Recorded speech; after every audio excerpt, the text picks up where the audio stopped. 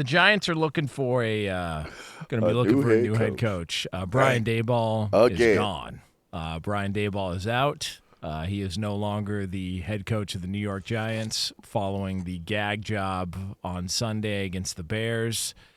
Jackson Dart going out with a concussion. Russell Wilson stepping in and not able to get anything going, and thus Brian Daboll is gone. The Giants make the decision to fire him. Given a long enough leash, 3+ years, but it just wasn't getting any better. And I kind of, just in looking at the way it was already being framed, hey, this is the 4th time Jackson Dart's been, evaluated for a concussion, the blue medical tent incident. It just, now I wonder. They left him in this week. It's kind of, is he good for the safety of the player? Does he have the player's best? And it just felt like that's the way that this was going to be framed. So he's gone.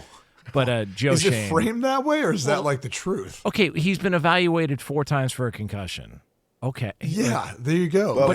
But Q is saying it's just the truth. It doesn't have to be framed anyway. Framing. Okay, but is it Brian Daboll's fault that Jackson Dart doesn't slide and he plays the way that he's playing? Is that really Brian Daboll's fault? Because they were even talking about during the game. If you're having him run, oftentimes, then you're subjecting him to more of that. And if you are coaching a player and the player keeps doing something you've told him not to do, clearly the coach isn't getting to the player. I mean, if Scott Shapiro kept telling you to not do something and you kept doing it, eventually it's his job to either take you out or someone above him is going to say, you got to go. On the show. You're not going to be doing the show. He got it's not that complicated. He got evaluated for a concussion 4 times. Did he get 4 concussions?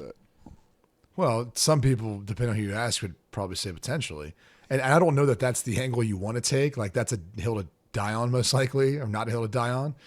I would say this. Like, do we feel like the growth of Jackson Dart is best suited to be in Brian Daboll's hands? I think that's what this is. Now, the injury portion is part of it. Obviously, they're subjecting him to more injuries by the way they run him, the way they're calling plays.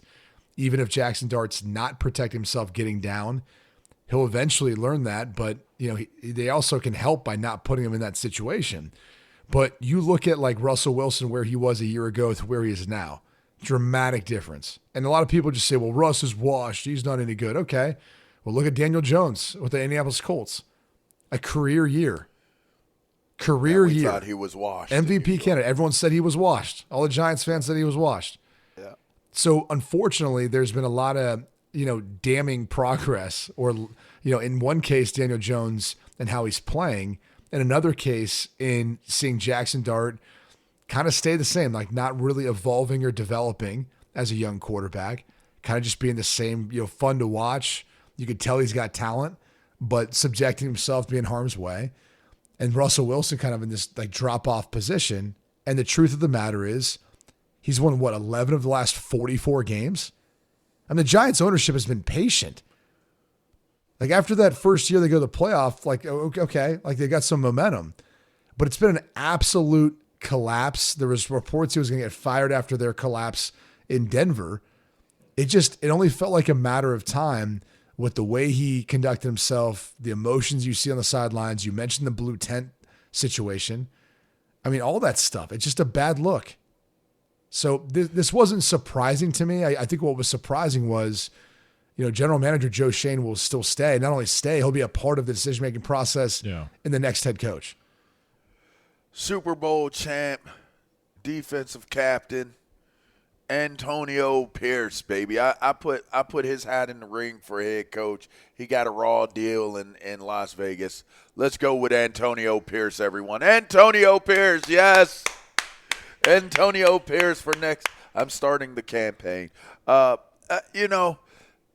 It's a sad moment in time for an organization that has been a historical organization connected to the National Football League, the class that the Mara and Tisch family and grace that they have had as ownership and as people through the years is very, very well documented. It's just a well ran, classy organization. It doesn't appear to be that right now. Everybody says that. The team sucks, and they've sucked for a decade. It doesn't appear to be that right now. And that is something that they have to address in a way where you can start to get back to the stability of what they represented as an organization.